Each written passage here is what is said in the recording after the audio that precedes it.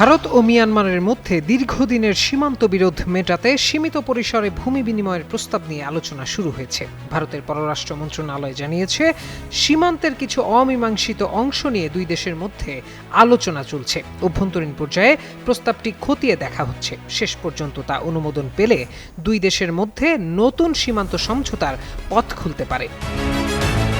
সুস্থ জীবন, সুন্দর পৃথিবী।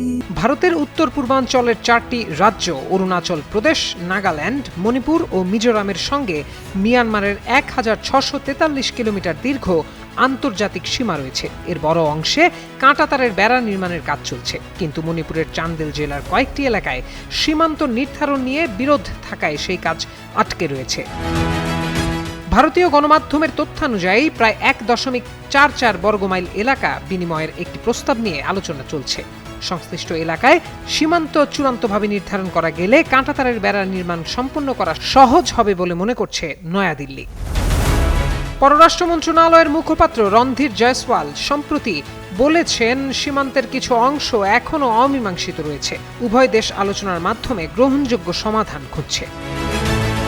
বিশ্লেষকদের একাংশের মতে, উত্তর পূর্বাঞ্চলের নিরাপত্তা পরিস্থিতি, সীমান্ত দিয়ে মাদক ও অস্ত্র চালান এবং অবৈধ অনুপ্রবেশের ঘটনাই ভারতকে দ্রুত সীমান্ত সুরক্ষায় উদ্যোগী করেছে।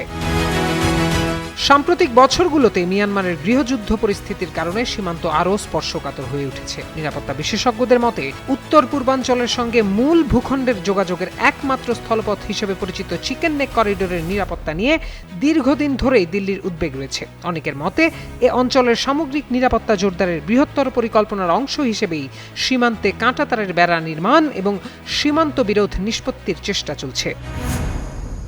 ভারতীয় নিরাপত্তা বাহিনীর দাবি, সীমান্তের দুর্গম এলাকাগুলো দিয়ে দীর্ঘদিন ধরেই মাদক, অস্ত্রসহ বিভিন্ন ধরনের চোরাচালান ও অবৈধ অনুপ্রবেশের কারণে সীমান্তে নজরদারি বাড়ানোর পাশাপাশি পুরো সীমান্তে বেড়া নির্মাণকে অগ্রাধিকার দিচ্ছে কেন্দ্র। স্থানীয় কয়েকটি সংগঠন বলছে, ভারতের কোনো ভূখণ্ড অন্য দেশের কাছে হস্তান্তর মেনে নেওয়া হবে না। তাদের দাবি, সীমান্ত নির্ধারণের নামে মণিপুরের স্বার্থ ক্ষুণ্ণ করা উচিত নয়। এছাড়া আরেকটি বাধা হলো, মিয়ানমারের সামরিক অভ্যুত্থানের পর দেশটির সীমান্তবর্তী অনেক এলাকা বিদ্রোহী গোষ্ঠীর নিয়ন্ত্রণে চলে গেছে। ফলে সীমান্ত নিয়ে দুই দেশের মধ্যে কোনো সমঝোতা হলেও তা বাস্তবায়নে বেগ পেতে হবে। প্রত্যয় দাস, যুগান্তর নিউজ।